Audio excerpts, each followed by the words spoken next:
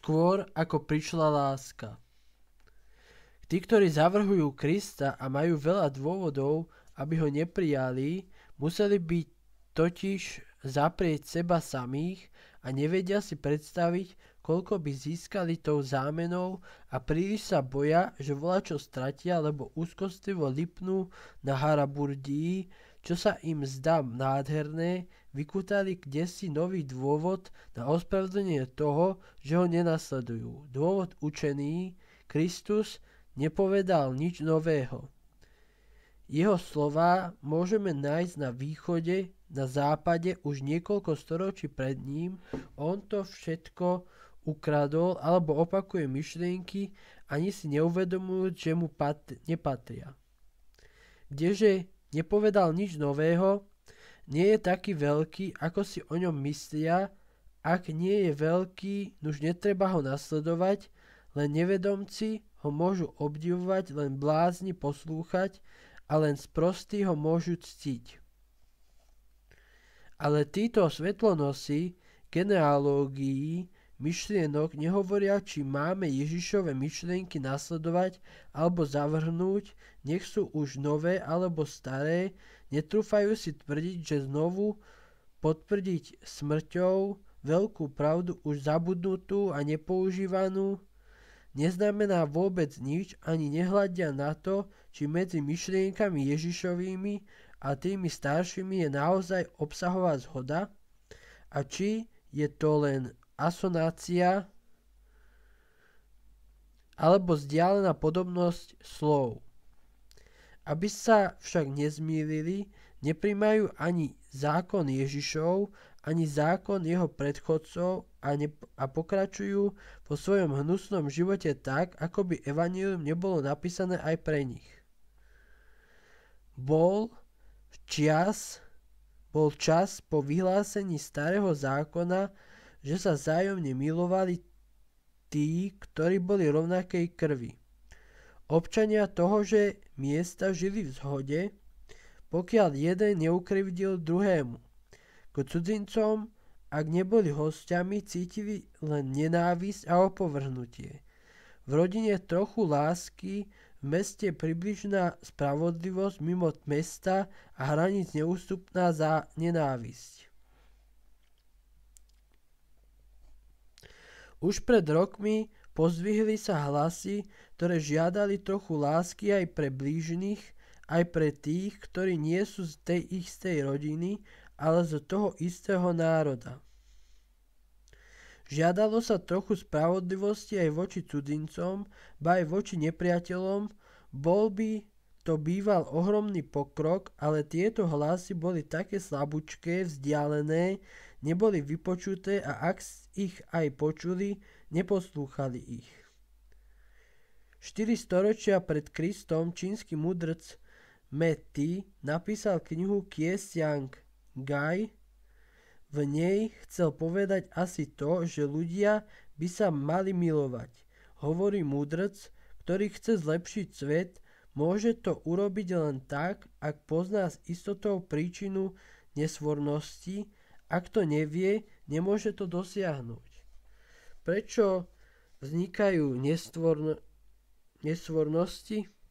Preto, lebo nemilujeme jeden druhého. Úradníci a synovia nemilujú a nevážia si predstavených a rodičov. Synovia milujú seba samých, ale nemilujú svojich rodičov a krivdia im pre vlastné dobro. Mladší synovia milujú seba samých, ale nemilujú starších bratov. Otec nemá zhovievavosti pre syna, starší brat pre mladšieho, knieža pre poddaných. Otec miluje seba samého a robí zlo synovi pre vlastné dobro, tak aj zbojníci milujú svoj dom a nenávidia susedov a preto plenia cudzie domy a naplňajú svoje. Zlodeji milujú len svoje telo a nemilujú ľudí a preto kradnú iným pre vlastný prospech. Keby zlodeji pokladali cudzie telo za vlastné, kto by kradol? Zlodeji by zmizli. Keby sme dospeli ku vzájomnej láske, nedošlo by k sporom ani medzi štátmi, v rodinách by nedošlo k zvadám, zlodeji by zmizli, vládcovia, poddaní, rodičia a deti by sa navzájom cítili a svet by sa zlepšil. Pre Matthewho láska, alebo aby sme to presnejšie preložili, blahosklonnosť, založená z úcty, zhovievavosti, je vápnom, ktoré má tesnejšie spojiť občanov a štát. Je liekom proti zlu. Vyplývajúcemu zo spolunažívania je sociálnym liekom. Urážky odplácaj láskovosťou. Bojazlivo radí tajomný Lao Tse. Zdvorilosť je obozretnosťou alebo miernosťou a nie láskou, lebo súčasník starý Konfucius učil náuku, ktorá podľa jeho žiaka Zheng Tse spočívala v poctivosti a v láske k blížnemu ako k sebe samému. Blížneho zdôrazňuje a nie vzdialeného nepriateľa. Ako seba samých a nie väčšmi ako samých seba. Konfucius hlásal synovskú lásku a všeobecnú zhovievavosť, ktorá sa vyžaduje, aby štáty prekvitali, ale nemyslel na to, aby odsúdil nenávisť. V knihách Lun Yu, kde sú uložené slova Zheng Tseho, čítame aj iné myšlienky, napríklad slova prevzaté z najstaršieho Konfuciového textu Ta Hiho. Len spravodlivý a ľudský človek môže milovať a nenávidieť ľudí tak, ako sa patrí. Jeho vrstovník Gautama odporúčal lásku k ľuďom, ku všetkým ľuďom, aj k najbiednejším a najopovrhovanejším. Ale takú istú lásku musíme mať aj pre zvieratá, pre najmenšie zo zvierat, pre všetky živé bytosti. V buddhizme láska človeka k človeku je len prostriedkom na vyničenie seba lásky, prvej a najmocnejšej opory existencie. Buddha chce potlačiť bolesť, nevidí však iné východisko, ako utopiť individuálne duše v duši svetovej, v nirváne, v ničote. Buddhista nemiluje svojho brata z bratskej lásky, ale z lásky k sebe samému. Totiž, aby sa zbavil bolesti, aby premohol egoizmus, aby sa priblížil k zániku. Jeho univerzálna láska je studená a ziskostivá. Mohli by sme ju nazvať stoickou ľahostajnosťou, či už k radosti alebo k bolesti. V Egypte mala každá mŕtvola v hrobe pri sebe odpis knihy mŕtvych. Bola to akási apológia duše pred súdom Ozirisovým. Mŕtvy chváli sám seba, bol spravodlivý, ba dával aj tým, ktorí boli v núdzi. Nenechal som hľadovať nikoho, nerozpákal som nikoho, nevraždil som, nerozkázal som zákernú vraždu. Nedopustil som sa podvodu voči nikomu.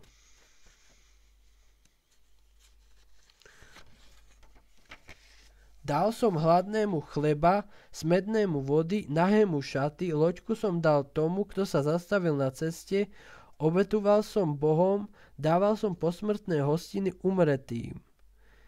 Je v tom spravodlivosť a sú tam aj skutky milosrdenstva, bači ich ozaj všetci splnili, ale nemáš tam ani trochu lásky, tým menej lásky k nepriateľom. Ak chceme vedieť, ako Egypťania nakladali sa nepriateľmi, prečítame si nápis veľkého panovníka Pepi I. Mirího. Toto vojsko šlo v pokoji, vtrhlo, ako sa mu zapáčilo, do kraja Hirišajtu. Toto vojsko šlo v pokoji, vyrúbalo všetky viniče a figovníky. Toto vojsko šlo v pokoji, podpálilo všetky domy.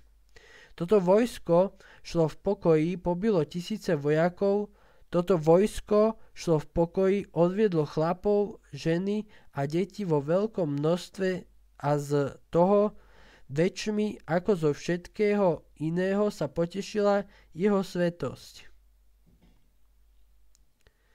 Aj Zaratustra dal zákon Iráncom. Tento zákon rozkazuje ctiteľom Ahura Mazdu, aby sa znášali so svojimi spoluveriacami, aby dali šaty nahým a aby neodopreli chleba lačnému robotníkovi. Vždy sme však na poli hmotného súcitu k tým, ktorí sú naši, ktorí nám slúžia a ktorí sú nám blízki. O láske sa neuvažuje. Povedalo sa, že Ježiš nič nepridal k Mojžišovmu zákonu a že len opakoval staré príkazy. Oko za oko, zub za zub, ruka za ruku, noha za nohu. Popálenina za popáleninu, rana za ranu, synka za synku. Takto hovorí Mojžiš v Exode, ty pohltíš všetky národy, ktoré dá do tvojej moci, Hospodin. Tvoje oko sa nesmie nad nimi zľutovať, takto je napísané v Deuteronomiu. Ešte krok a sme pri láske.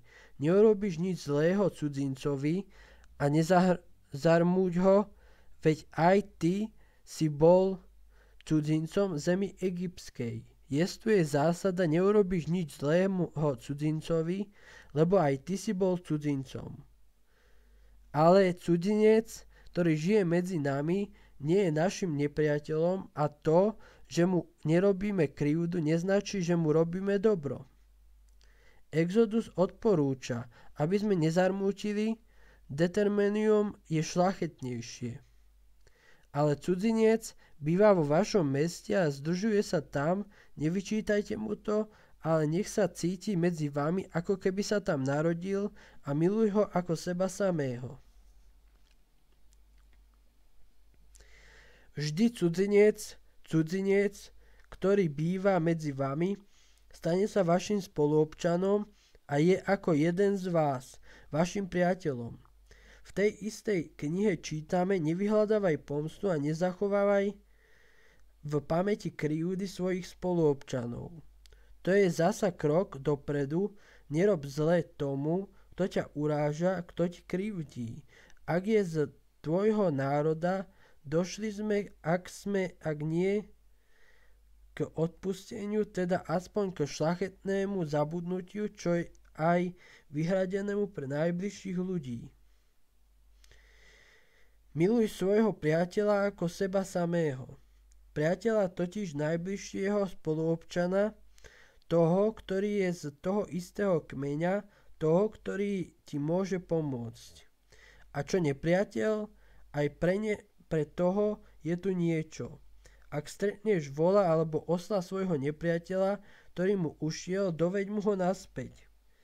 Keď uvidíš padať pod ťarchou bremena osla na človeka, ktorý ťa nenávidí, nepokračuj v ceste, len prikroč, podaj ruku a pozdvihni ho.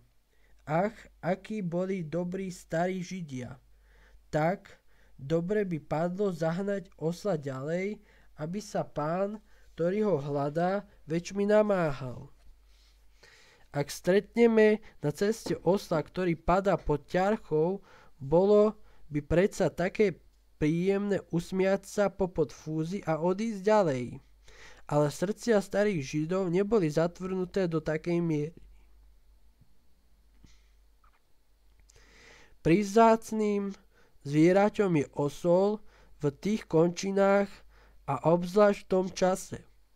Nemožno vyžiť čo len bez jediného osla v maštali. Každý má osla, priateľ alebo nepriateľ, dnes ušiel môj a zajtra môže ujsť tvoj. Prečo sa pomstiť na zvieratách, keď ti pán je zviera?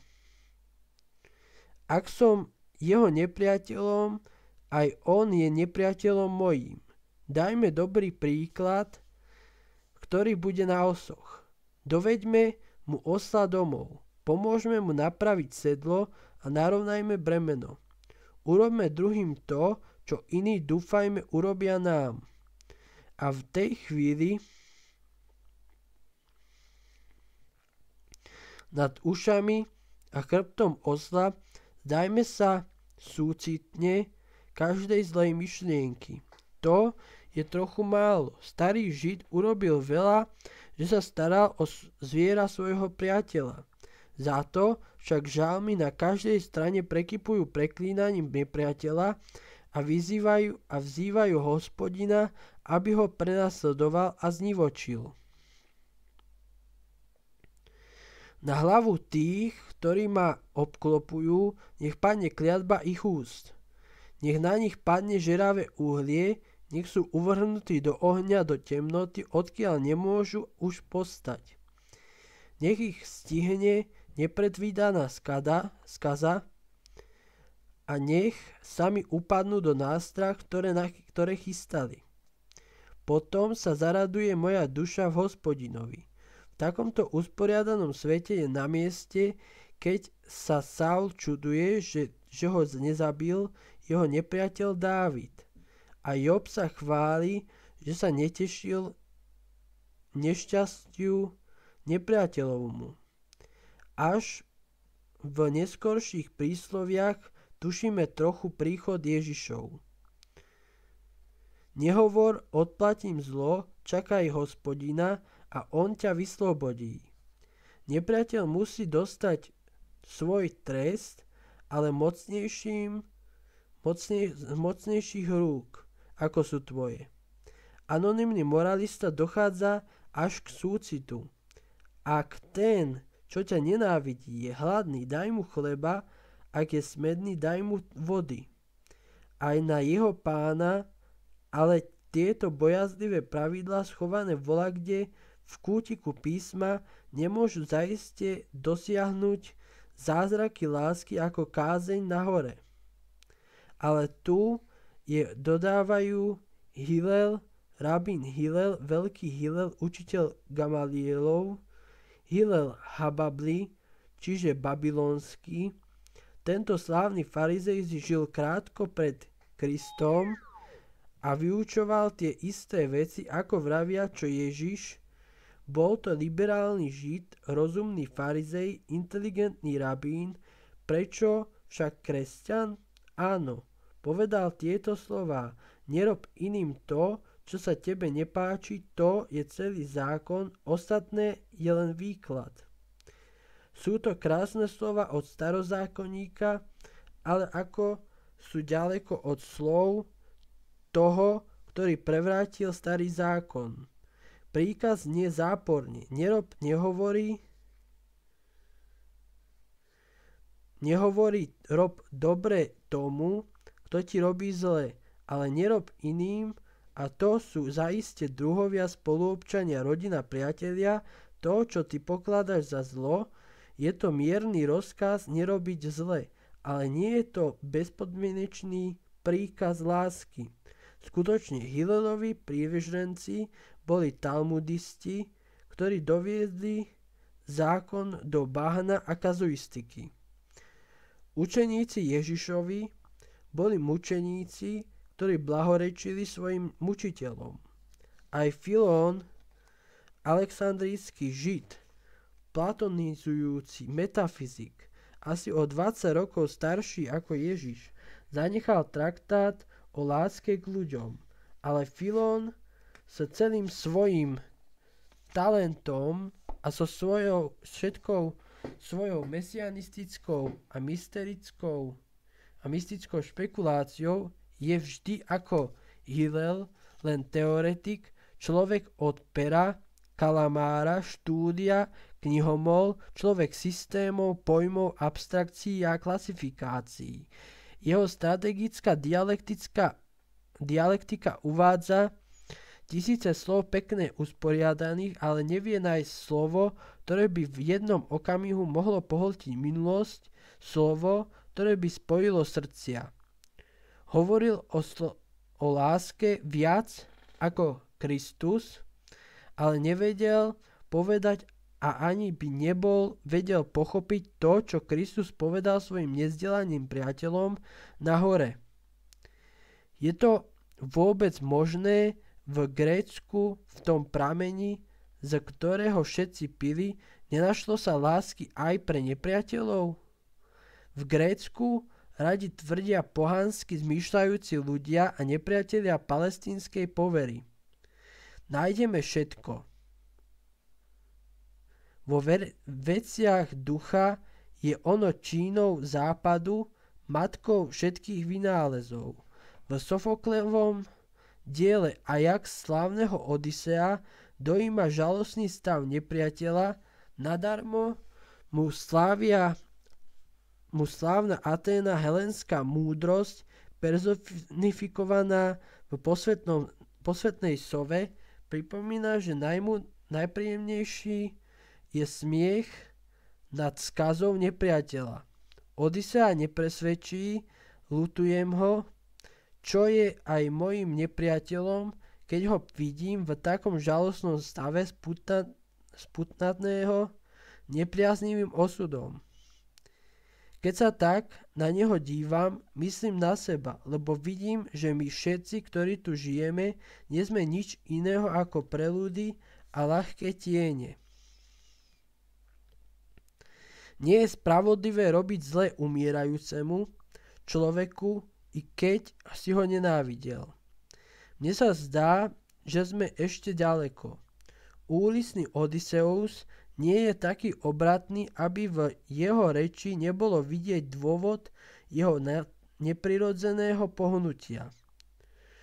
Ľutuje nepriateľa, lebo myslí na seba, že sa mu môže prihodiť to isté zlo a odpúšťa mu, lebo vidí, že nepriateľ je v zlom položení a umiera. Iný, múdrejší ako Odysseus, syn Sochára Sofroniska, položil si medzi iným aj problém, ako sa má správať spravodlivý k nepriateľovi. Ale keď čítame staré texty, s údivom sa stretneme s dvoma Sokratmi opačných náhľadov. Sokrates Xenofontov prijíma proste všeobecnú mienku. S priateľmi treba nakladať dobre, s nepriateľmi zle. Ba je lepšie predísť nepriateľov v konaní zla. Charakter Herekratovi hovorí: zdá sa chválihodným človekom ten, ktorý predbehne nepriateľov v konaní zla a priateľov v konaní dobra. Ale Sokrates Platónov neprijíma všeobecnú mienku. Nesmieme nikomu odplácať nespravodlivosť nespravodlivosťou, zlo zlom, nech je krivda akákoľvek. A to isté zdôrazňuje aj v Politeji, dodávajúc ako sa na oporu tvrdenie, že zlí sa nestanú pomstou lepšími. Ale to, čo vrta Sokratovi v hlave, je pojem spravodlivosti, nie cit lásky. V nejakom prípade spravodlivý nesmie robiť zle, ale z úcty k sebe na toto pozor a nie z lásky k nepriateľovi. Zlý sa musí potrestať sám, alebo ho po smrti potrestajú pekelní sudcovia. Platónov žiak sa spokojne vracia k starej myšlienke necítiť sa dotknutý urážkami, hovorí v Nikomachovej etike. Je vlastnosťou podlého a otrockého človeka.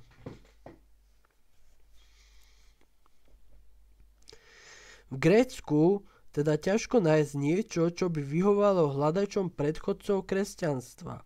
Ale Kristovi odporcovia, aby zbudili vieru, že kresťanstvo bolo už pred Kristom, našli Ježišovi druhého súpera, a to v Ríme, v samotnom palácoch Cézarov, Seneka, radca svedomia mladých pánov znešeného sveta, v reformovanom stoicizme, abstraktný aristokrat, ktorý sa nedá pohnúť ľudskými biedami, boháč, ktorý opovrhuje bohatstvom a predsa sa ho drží, ktorý hlása rovnosť medzi ľuďmi a sám používa otrokov, dômyselný analyzátor sporov, hádok, zla, skutočných chýb, Seneca, ktorý upravil staré učenie Chryzipovo, hlúpe, ale jasné, a priviedol toto učenie do predstieranej ušľachtilosti. Tento mravný Seneca vraj bol kresťanom práve v rokoch, keď žil Kristus. Prehrabávajúc sa totiž v jeho spisoch až pri hojných, mnohé z nich boli napísané po Ježišovej smrti, kdeže Seneca čakal so svojou samovraždou až do roku 65, našli, že múdry sa nepomstí, ale zabúda na urážku, aby sme napodobňovali bohov. Treba dobre robiť aj nevďačníkom, lebo slnko svieti aj na zlých a more nesie aj pirátov. A dokonca treba podať nepriateľom priateľskú ruku, ale filozofovo zabudnutie nie je odpustením a pomoc môže byť dobrodením, ale nie je ešte láskou. Pyšný muž, stoik, farizej, filozof, pyšný na svoju filozofiu, spravodlivý, spokojný so svojou spravodlivosťou, títo všetci môžu opovrhovať urážkami malých, údermi odporcov, môžu sa znížiť a podať chlieb nepriateľovi, aby si získali obdiv, a nepriateľa tým väčšmi ponížili svojou vysokomyselnosťou. Ale ten podaný chlieb bol upečený s droždím chvastavosti a tá priateľská ruka by nevedela usušiť ani jedinú slzu a vyčistiť ani jedinú ranu. Starý svet nepoznal lásku. Poznal vášeň k žene, priateľstvo k priateľovi, spravodlivosť pre občana, pohostinstvo pre cudzinca, ale nepoznal lásku. Zeus ochraňuje putujúcich cudzincov, kto klope na dvere Gréka, tomu sa neodoprie kus mesa, pohár vína a lôžko, biedných prijímajú a ranených ošetria, plačúcich potešia peknými slovami, ale starí nepoznali lásku, ktorá trpí a ktorá sa oddáva celá, lásku ku všetkým, ktorí sú opustení, lásku k prostému ľudu, lásku k opovrhovaným, zlorečeným, opusteným, lásku ku všetkým, lásku, ktorá nerobí rozdiel medzi občanom a cudzincom, medzi pekným a mrzkým, medzi previnilcom a filozofom, medzi bratom a nepriateľom. V poslednom speve Iliády stretneme starca, plačúceho muža, otca, ktorý boskáva ruku nepriateľa, najhroznejšieho nepriateľa toho, ktorý mu zabil synov a pred pár dňami aj najdrahšieho z nich. Priamus, starý král, hlava presláveného mesta, pán nad toľkými bohatstvami, otec 50 synov, je na kolenách pred Achillom, najväčším z Hérosov, ale najnešťastnejším z Grékov, synom bohyne Mora, pomstiteľom Patrokla a vrahom Hektora. Šedivá hlava starého na kolenách klačiaceho kráľa sa skláňa pred víťaznou mladosťou. Priamus oplakáva zabitého syna, najmocnejšieho, najkrajšieho a najmilovanejšieho z 50 synov a boskáva ruku tomu, kto mu ho zavraždil. Aj ty, hovorí vrahovi, má šedivého otca, vzdialeného, bezbranného, pre lásku ku svojmu vlastnému otcovi ťa prosím, daj mi aspoň mŕtvolu zabitého syna. Achilles divoch, zúrivý vrah, jemne odtisne plačúceho a rozplače sa aj on. A obaja nepriatelia, víťaz a porazený otec, ktorý už nemá syna, a syn, ktorý už neuvidí otca, starec so šedivou hlavou a mladík s plavými kučeravými vlasmi plačú spoločne, zbrataní bolesťou. Všetci okolo mlčky s údivom hľadia. Ani my po 30 storočiach nemôžeme sa zdržať slz, ale v priamovom bosku nie je to lásky, nie je to odpustenia. Král sa ponižuje k nohám Achillovým, lebo je sám a chce od nepriateľa dosiahnuť milosť, ktorá sa obyčajne nedáva. Keby ho do toho nebol pozbudil jeden boh, nebol by vyšiel z Ilia. A Achilles neoplakáva mŕtvého Hektora alebo plačúceho Priama, mocnára, ktorý sa musel uponížiť nepriateľa, ktorý musí boskávať ruku vraha.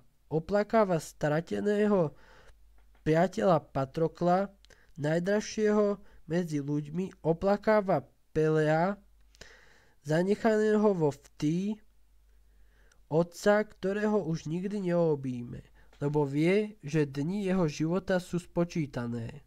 A vracia otcovi telo mŕtvého syna, telo, ktoré sa toľko dní válalo v prachu, lebo to tak chce Zeus, a nie preto, že by jeho pomstichtivosť bola zahojená. Každý z oboch pláče sám nad sebou. Priamov bosk je tvrdá nevyhnutnosť, Achillov súhlas je poslušnosť voči nesmrteľným bohom. Na najkrajšom mieste staroveku nie je to miesta pre lásku, ktorá ničí nenávisť a odoberá jej miesto, niet miesta pre lásku silnejšiu ako je nenávisť, horúcejšiu, neústupnejšiu, vernejšiu pre lásku, ktorá nie je s povinnosťou, ktorá nie je zabudnutím zla, ale milovaním zla, lebo zlo je väčším nešťastím pre toho, kto sa ho dopustil, ako prvé nás nie to tam lásky pre nepriateľa. O takejto láske nehovoril nik pred Kristom, nikto z tých, ktorí hovorili o láske. Túto lásku nepoznal nik, kým neprišla doba kázania na hore. To je veľkosť a novota Ježišova, jeho najväčšia novota, jeho väčšine nová veľkosť, nová aj pre nás, lebo je nepochopená, nenapodobňovaná a neposlúchaná. Je nekonečne večná ako pravda.